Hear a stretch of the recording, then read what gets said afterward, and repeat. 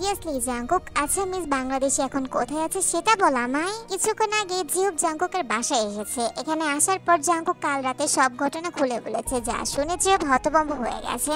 যখন জিজ্ঞাসা করলো তে কোথায়, জাঙ্কুক কোনো জবাব দিতে পারলো না। দিবে বা কি করে সে তো নিজেই জানে না। সিরিয়াসলি ভাই, আমি সত্যি জানি না। I really don't know. মানেটা কি তুই জানিস না মিস বাংলাদেশে কোথায় গেল?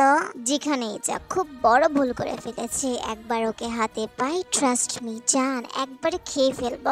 আজকে অফিসে দুটো মিটিং আছে, যার জন্য জিহুব বেরিয়ে যায়। সময় তখন 2:30-এর কাছাকাছি। জাঙ্কুক এখনো জেগে আছে, বারংবার মস্তিষ্ক হানা দিচ্ছে। তুই কি ঠিক আছে?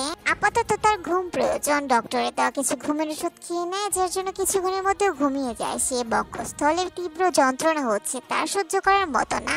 পুরোটা দিন ঘুমিয়ে পার করলো জাঙ্কুক। পরের দিন সকালে জিহুব ডক্টর নিয়ে আসে। জিহুবের সাথে আজকে জিমিনাও এসেছে। হোয়াট হ্যাপেন ব্রো, এরকম কেন করছিস তুই? আমাদের টিকিট রেডি কর, আমরা বাংলাদেশে যাব। What are you crazy Jungkook? এক মিনিট, বাংলাদেশে যাবি? তার মানে মিস বাংলাদেশে ওখানেই আছে, এম আই রাইট? জাঙ্কুক বাঁকা হেসে মাথা নাড়ে। কিন্তু ব্রো এখন কিভাবে যাব? আমি তো প্যাকিং অবধি করিনি। নো টেনশন, ওখানে গেলে তোকে নতুন ড্রেস কিনে দেবো। এবার চল। জিমিনা তো বেশ খুশি হয়ে যায়। সময়টা তখন রাত 2:45 ছুঁই ছুঁই। কিংবাড়ির সকলে গভীর ঘুমে অচেতন হয়ে আছে। বাড়ির কলিং বিল বেজে ওঠে। শব্দটাতে কানে গেল। বিছানায় উঠে বসলো, মাথা ব্যথা করছে। এরই মধ্যে আবার কলিং বেলটা বেজে উঠলো। তে চমকে যায়। দেয়ালে টানানো ঘড়ির দিকে তাকায়। এত রাতে কে এসেছে? তে বেশ আগ্রহ নিয়ে বাইরে যায়। সিঁড়ি দিয়ে নামতে নামতে কয়েকবার বেলটা বেজে উঠলো। তে বিরক্তি নিয়ে দরজা খুলে দেয়। চক্ষু চড়ক গাছ হয়ে গেছে। সামনে দাঁড়ানো মানুষটাকে দেখে তার ঠোঁট কিঞ্চিত ফাঁক হয়ে যায়। জাঙ্কুক ভাইয়া। তে আর কিছু বলতে পারলো না। তার আগেই শক্ত হাতের থাবায় ছিটকে পড়লো। তে যেন দাঁড়ানোর শক্তিটুকু পারছে না। মাথা ঝিম ধরে আসছে, সবকিছু ঝাপসা লাগছে। আমার মনে হচ্ছে কানেও কিছু শুনতে পারছে না। দুর্বল শরীরটাকে টেনে উঠাতে পারলো না। আর তার আগে তে জ্ঞান হারিয়ে ফেলে। মুহূর্তে পুরো বাড়ি নীরবতায় ছেয়ে গেল। তে জানেও না সামনে কি হতে চলেছে তার সাথে। দীর্ঘ 1 ঘন্টা পর হোশে ফিরলো তে, তবুও ঠিক করে তাকাতে পারছে না। একটু নড়ে চড়ে গালে হাত রাখতে মৃদু ব্যথা অনুভব করলো সে। তেকে দেখলে যে কেউ মনে করবে সে সবে মাত্র ঘুম থেকে উঠেছে। পিট পিট করে চোখ খুলে তাকালো, আশেপাশে দেখলো নিজের সামনে চেয়ারে পায়ের উপর পা তুলে বসে আছে জাঙ্কুক। জাঙ্কুককে দেখে ঠোঁট কিঞ্চিত ফাঁক হয়ে গেছে। তে হাত পা অটোমেটিক কাঁপাকাঁপি করছে। জাঙ্কুকের পেছনে দাঁড়িয়ে আছে বাড়ির সবাই অসহায় চোখে তের দিকে তাকিয়ে আছে। এদিকে তের চোখগুলো সামনে বসা সুদর্শন পুরুষের দিকে আছে। জাঙ্কুকের চক্ষুদ্বয় আগুনের মতো জ্বর করছে। তে শুকনো ঢোক গিলে নাই। তোরা সবাই একটু বাইরে যা, ওর সাথে আমার ইম্পর্টেন্ট কথা আছে। একা কথা বলবে? এটা শোনা মাত্র তের কানে যেন রীতিমতো ঝংকার তুললো। সে লাফ দিয়ে বিছানা থেকে নেমে গেল। শরীরটা দুর্বল, ঠিক মতো দাঁড়াতেও পারছে না। না না, আমিও তোমাদের সাথে যাব। জাঙ্কুক চট করে উঠে দাঁড়ালো। তের সামনাসামনি এসে পকেটে হাত গুজে টান টান হয়ে দাঁড়াইছে। তোরা সবাই যা, I said get out. Jungkook কথাটা শান্তভাবে বললো, কথার মধ্যে উত্তাপ ছিল বেশ। সবাই মুহূর্তে জায়গা খালি করে দেয়, একে একে রুম থেকে বেরিয়ে যায়। এই মুহূর্তে তোর সাথে আমার কি করা উচিত বলতো রেড রোজ? তে ফুপাচ্ছে, ভয় লাগছে জাঙ্কুককে। জাঙ্কুক এগিয়ে আসতে লাগলো, তৎক্ষণাৎ পিছিয়ে যায়। আচমকা জাঙ্কুক এসে তের গালে আরেকটা থাপ্পড় বসিয়ে দেয়। টেবিলের কোণা থেকে আঘাত পায়, মুখ দিয়ে আ শব্দটি বেরিয়ে যায়। কিন্তু জাঙ্কুক থামলো না, থেকে দেয়ালের সাথে শক্ত করে চেপে ধরলো। হাউ ডিয়ার ইউ, তুই আমাকে না বলে ডিরেক্ট বাংলাদেশ চলে এলি? এত সাহস তোর কোত্থেকে আসে? ব্যথা পাচ্ছি আমি, ছাড়ুন না। জাঙ্কুক শুনলো না তের কথা, খানিকটা আরো শক্ত করে চেপে ধরলো তাকে। তুই জানিস আমার কি অবস্থা হয়েছিল? আজকে শুধুমাত্র তোর জন্য পাগল হয়ে ছুটে এসেছি বাংলাদেশে। কেন এসেছেন? আমাকে তো আপনি ভালোবাসেন না, তাহলে কেন? এরকম কথায় জাঙ্কুক আরো রেগে যায়। তের গাল দুটো শক্ত করে চেপে ধরে।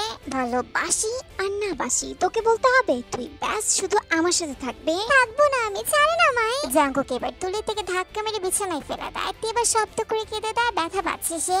আমার কষ্ট হচ্ছে, আপনি আমায় কষ্ট দিচ্ছেন মিস্টার জিয়ন। জাঙ্কুক ভীষণ ক্লান্ত, সে নিজেও এসে তের মুখোমুখি বসলো। দরজার কান পেতে সবকিছু শুনলো সবাই। এসব কি হচ্ছে শুনি? আগে তো জেনি বাড়ির বাইরে এসব করতো, এখন দেখছি তে বাড়ির ভেতরে এসব শুরু করেছে। মা তুমি থামো না প্লিজ। মোটেও না, আমি থাকতে এসব খারাপ কাজ করতে দেবো না। এক্ষুনি এদের বের করে দিব।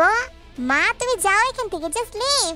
জিসুকে এক প্রকার জোর করে সেখান থেকে তাড়িয়ে দেওয়া হয়। এরপর আয়ু আর সুগা জোরে হেসে দেয়। কি ভাইয়া, কিছু বুঝতে পারলে তুমি? হ্যাঁ বুঝতে পেরেছি অল্প অল্প। সুগার কথায় জিহুব জিমিনা সবাই হাসে। রুম জুড়ে পিনপতন নীরবতা। জাঙ্কুকদের দুজনে বিছানায় শুয়ে আছে। জাঙ্কুক আর চোখেতে দিকে তাকায়। মেয়েটা ব্যথা পেয়েছে, কপালেও কেটে গেছে। থাপ্পড় খেয়ে ঠোঁটের কোণে কিছুটা লেগেছে। চোখ বুঝে নীরবে জল ফেলছে। জাঙ্কুক উঠে বসলো, আশেপাশে চোখ বুলিয়ে নেয়। ফার্স্ট এড বক্সটা কোথায় আছে? তীর আগে দুঃখে কিছু বললো না, চুপ করে রইলো। জাঙ্কুক দীর্ঘশ্বাস ফেললো, এরপর নিজেই খুঁজতে লাগলো। ওয়ার্ড্রপের উপরে খুঁজেও পেলো। জাঙ্কুক এবার থেকে তোলে হাতে ব্যান্ডেজ করে দেয়। লাস্ট টাইম ওয়ার্নিং দিচ্ছি, এরপর যদি কখনো আমাকে ছেড়ে যাওয়ার কথা ভাবা হয় তাহলে জান একদম খেয়ে ফেলবো, মাইন্ডেড। জাঙ্কুক তো প্রচন্ড টায়ার্ড। স্যুট খুলে সোফার উপর রাখলো। শরীরে ঘামের বৃষ্টি গন্ধ আসছে। জাঙ্কুক শার্ট খুলে ফেলে। টি তো নির্লজ্জের মতো তাকিয়ে আছে। শার্ট খুলতে বলিষ্ঠ দেহ দেখতে পায়। অদ্ভুত সুন্দর এই পুরুষটা। তীর ভেতরটা কেমন যেন শুকিয়ে গেছে। কি গো, ওভাবে তাকাচ্ছ কেন? বেহায়া মেয়ে মানুষ। টি থতমত খেয়ে যায়। জাঙ্কুক তীর দিকে তাকালো। তি আবারও তাকায়। চোখাচোখি হয়ে যায় দুজনের। জাঙ্কুক ধীর গতিতে এগিয়ে এসে তোমার লাইটটা অফ করে দেয়।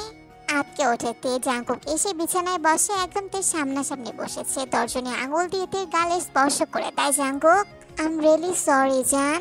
আপনি তো আমায় ভালোবাসেন না, তাহলে কেন থাকবো বলুন তো? জাস্ট শাট ইওর মাউথ তে। জাঙ্কুক উঠে গিয়ে জানলা খুলে দেয়। চাঁদের বাইরে ছোট ছোট লাইটের কৃত্রিম আলো দিয়ে পুরো ঘর আলোকিত হয়ে গেছে। এই কি করছেন আপনি? যান আমার ঘর থেকে। সুইটহার্ট, তোমাকে অনেক বেশি মিস করছি। ফেল ফেল করে তাকিয়ে আছে। যত সব ঢং। আচ্ছা, একা একা যে চলে এলে, কিছু হলে কি করতা তুমি? হলে হতো, অন্তত আপনার কাছ থেকে তো মুক্তি পেতাম। জাঙ্কুক বাঁকা হাসলো। থেকে আকাশ দেখিয়ে বলে, ওই দেখো আকাশ, ওর বুকে কিন্তু একটাই চাঁদ। আচ্ছা, চাঁদকে তো সবাই ধরতে চায়, কিন্তু ধরতে কি কখনো পেরেছে? আর আকাশ কি কখনো চাঁদকে ছেড়েছে? না তো। তেমনি আমি তোমাকে ছাড়ছি না সুইটহার্ট। ইস, বেশি বকছেন আপনি। বের হন, আমি ঘুমাবো। আজ রাতে কোনো ঘুম নেই। আজকে আমরা সারা রাত জাগবো। কি রাত জাগবো মানে? জাঙ্কুক তার কাছাকাছি গিয়ে ওর হাত টেনে জানলার পাশে নিয়ে আসলো। আজ আমরা এখানেই থাকবো, আমাদের কোনো ঘুমটুম নেই। আচ্ছা, আপনি চাঁদের সৌন্দর্য দেখেন? হ্যাঁ, আগে দেখতাম। মাম্মা থাকাকালীন সারা রাত জেগে আমরা চাঁদ দেখতাম। মাম্মা জানলা খুলে রাখতো। জাঙ্কুকের কথাগুলো মন দিয়ে শুনে। লোকটা যেমন দেখে আসলে সে তেমন না। এরপর জাঙ্কুক থেকে কাছে টেনে আনে, কোমর জড়িয়ে ধরে। ঠোঁটের মধ্যে একটি শুকনো চুমু খায়। রেড রোজ, আমাকে ছেড়ে যাওয়ার কথাটা আর কখনো ভাববে না, এটা আমার নিষেধ। তাহলে বলেন, ভালোবাসেন আমায়? ধুর, ছাড়ুন তো, ফাজিল লোক একটা। এই বলে তে চলে যেতে না। জাঙ্কুক হাত ধরে টান দিয়ে বুকের সাথে মিশিয়ে নেয়। ইয়াক, আপনার শরীর থেকে ঘামের বৃষ্টি গন্ধ আসছে। জাঙ্কুক থেকে শক্ত করে চাপটে ধরে। আমার ঘামের গন্ধ তুমি গায়ে মেখে নাও। আরে সরুন না, কি করতে চাইছেন আপনি? এরপর জাঙ্কুক ঠাস ঠাস করে 2-3টে চুমু খাইতে তম্বা খেয়ে গেল। এরপর জাঙ্কুক তে 2 গালে হাত রেখে বলে, আজকে আমাদের রাত জাগতে হবে, একদম ঘুমানো যাবে না। আরে কি বলছেনটা কি? আপনি কি পাগল? অফকোর্স, তোমার এখনো ডাউট আছে? জাঙ্কুকের এরকম বাঁকা হাসিতে রাগের কারণ হচ্ছে তে জাঙ্কুকের বুকে মুখ গুজে নিশ্চুপ ভঙ্গিমায় শুয়ে রইল। এই নামজুন, এই বাড়িতে কি শুরু হলো বলো তো? তুমি কিছু বলবে নাকি আমি কিছু বলবো? জিসু রুমে এসে নামজুনের উপর রাগ দেখাতে লাগলো। মেজাজ বিগড়ে গেল নামজুনের। নির্লজ্জ মহিলা, এবার তো একটু লজ্জা করছি। আর কত, এবার সবাইকে রেহাই দাও তো। জিসু তো কিছু বলার সুযোগই পেল না, রীতিমতো তম্বা খেয়ে গেল। কেউ তো তাকে গুরুত্বই দিচ্ছে না।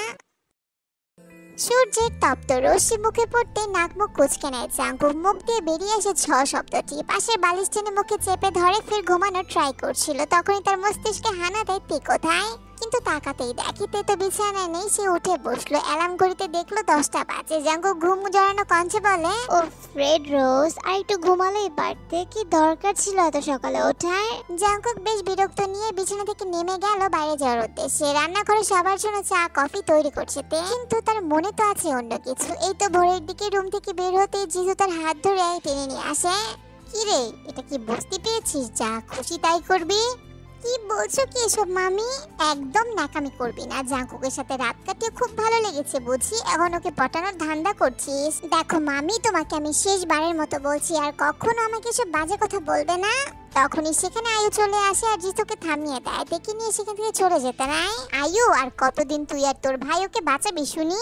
যতদিন তুমি ওর সাথে এরকম করবে ঠিক ততদিন আমরা ওকে বাঁচাবো। তে এসব ভাবছিল, তখনই সেখানে আয়ু চলে আসে আর সবাইকে চা দিতে বলে। তে ব্যস্ত হাতে চায়ের কাপগুলো নিয়ে রান্নাঘর থেকে বেরিয়ে যায়। এদিকে জাঙ্কুক ঘুম থেকে উঠে ডিরেক্ট ড্রয়িং রুমে সোফায় এসে বসে পড়লো। ইতিমধ্যে বাকিরা সবাই উপস্থিত হয়ে গেছে, শুধুমাত্র জিসু আর নামজুন বাদে। কি ব্রো, ঘুম কেমন হলো শুনি? ওরা দুজন হাসতে লাগলো। জাঙ্কুক বেশ ভালোই বুঝতে পারছে ওরা কি বোঝাতে চাইলো। জাঙ্কুক কিছু বললো না, হাত দিয়ে চুলগুলো ঠিক করতে লাগে। ড্রয়িং রুমে এলোতে হাতে তার চায়ের ট্রে, চোখগুলো সোফার দিকে। জাঙ্কুককে দেখে তার পিলে চমকে ওঠে, চোখাচোখি হয়ে যায় দুজনে। রাতের কথা মনে পড়তে তার সর্বাঙ্গ কেঁপে উঠলো। ভাবতেই তো অবাক লাগছে, এই লোকটা সারা রাত বকবক করেছে, একটুও থামেনি। এরপর সবাইকে হাতে হাতে চায়ের কাপ তুলে দেয়। কি রেতে, ভাইয়ের জন্য কফি আনিসনি? আমি তো ভেবেছিলাম উনি হয়তো এখনো ঘুম থেকে ওঠেনি, যাই এক্ষুনি নিয়ে আসছে। দ্রুত পায়ে রান্না করে চলে গেল। এদিকে জাঙ্কুক আবার দোতলার উদ্দেশ্যে রওনা দিল। এরপর আয়ুষ, সুগা, জিমিন, যেও সবাই কিচেনে চলে গেল। সবাইকে এভাবে দেখে ভ্রু কুচকে নেয়। কি হয়েছে, সবাই একসাথে কিচেনে কি করছো? শুনলাম কেউ নাকি কারোর জন্য একেবারে জার্মানি থেকে ছুটে এসেছে। কুকু কই, কিসব বলছো আপু? আচ্ছা তাহলে তুই এভাবে সবকিছু বলবি না, তাই তো? পিট পিট করে তাকালো। সুগা জিমিনের দিকে তাকায়। জিমিনা বড় সড়ো টাসকে খায়। হোয়াট হ্যাপেনিং গাইস, তোমরা আমাকে ওভাবে দেখছো কেন? এই যে ফ্লাটিং বাজ, তাড়াতাড়ি বলো ব্যাপারটা কি? আমি তো কিছুই জানি না। এই যে মিস্টার ইংরেজ সাহেব, মিস্টার হবি, বলেন তো কাহিনীটা কি? যে হোক কিছু বললো না, সে তো পণ করেছে, একটা কথাও কাউকে বলবে না। সুগা জিমিনের দিকে দু কদম এগিয়ে যায়। জিমিনাও পিছিয়ে যায়, ভয়ে তার হাত পা কাঁপছে। ওদের তো বিয়ে হয়ে গেছে, গড প্রমিস, এর থেকে বেশি আমি কিছুই জানি না। কথা শুনে সুগা থমকে গেল। তখনই কিচেনে জেনি প্রবেশ করছিল। কার বিয়ে হয়ে গেছে?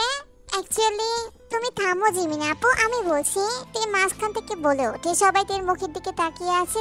একা একে সবকিছু খুলে বললো সবাইকে। জাঙ্কুক আর বিয়ের কথা শুনে সবাই তো রীতিমতো নির্বাক। ও মাই গড, সত্যি তোর ভাইয়ের সাথে বিয়ে হয়েছে?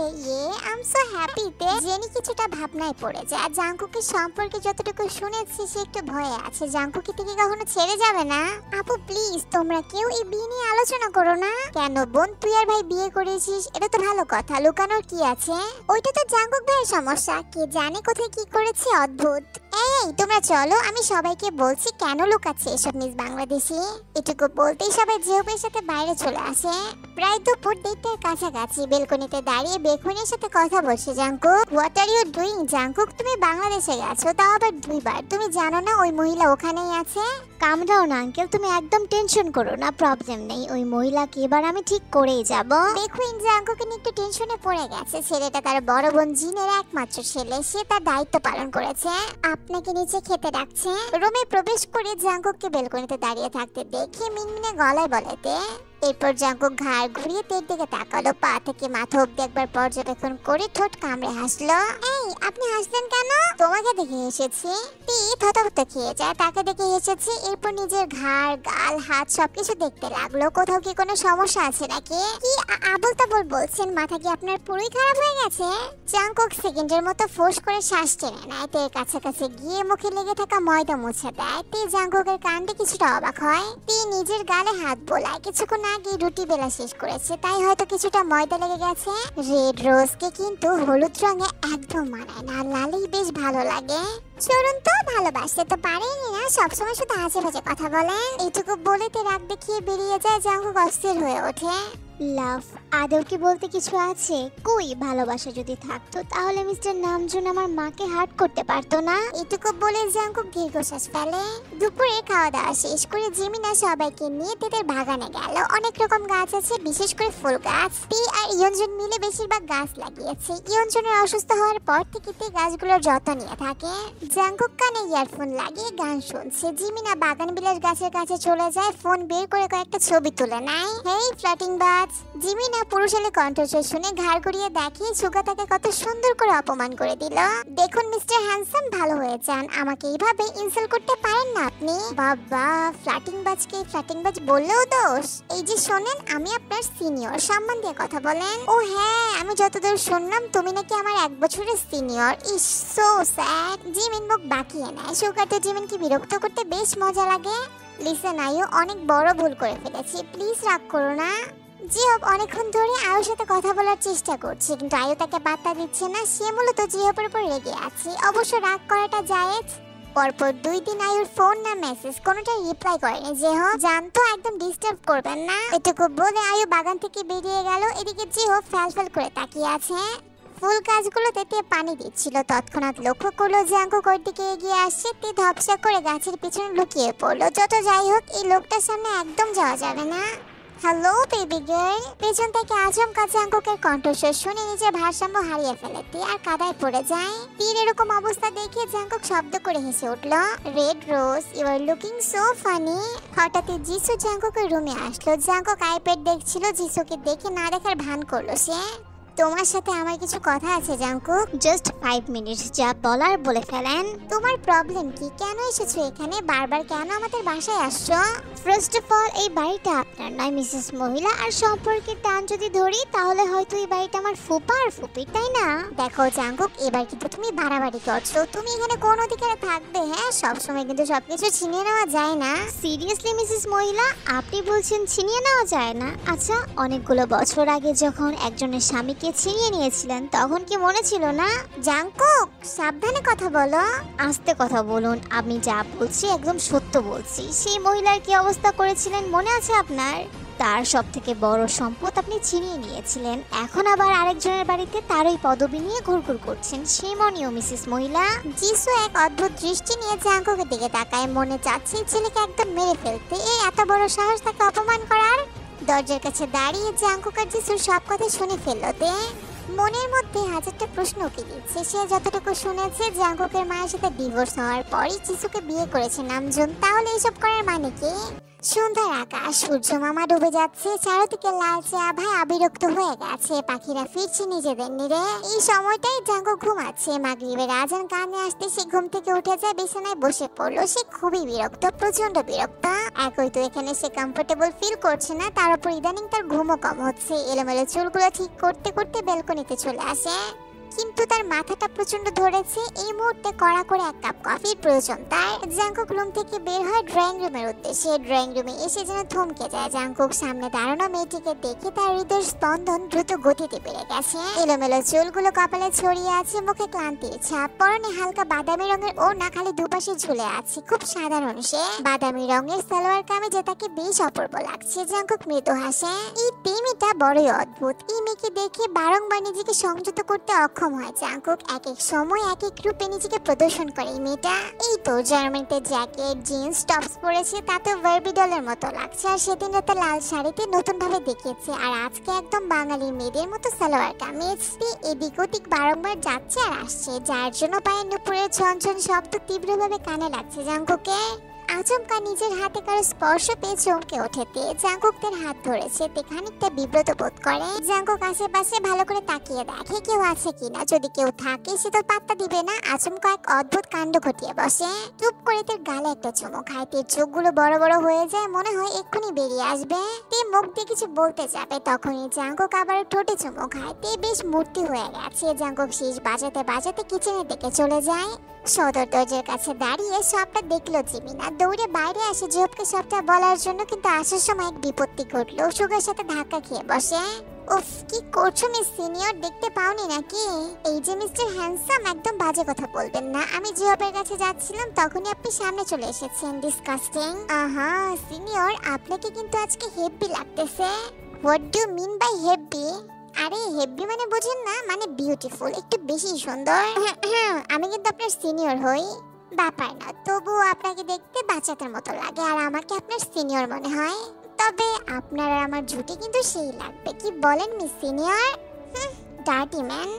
জিমিনা চলে যেতে নেয়। শুকাদোর হাত ধরে ঠোঁট গোল করে একটি ফ্লাইং কিস ছুঁড়ে মারে। জিমিনার ঠোঁট কিঞ্চিত ফাঁক হয়ে যায়। শুকনো ঢোক গেল সে। প্রথমবার তার ভেতরে কিছু একটা ফিল হচ্ছে। এর আগে অনেক ডেট করেছে, প্রেম করেছে, কিন্তু এরকমটা হয়নি। কিন্তু আজকে প্রথমবার ভেতর থেকে কিছু একটা অনুভব করলো জিমিন। দূর ছাড়ুন তো পাগল মানুষ। সুগা জিমিনের কথায় শব্দ করে হেসে দেয়। জিমিনা দৌড়ে জিহবার কাছে যেতে লাগলো। সুগা বুঝলো মেয়েটা অবুঝ। যতই শরীরের দিকটা বড় হোক না কেন, মনের দিক থেকে এখনো সেই ছোট্ট বাচ্চা।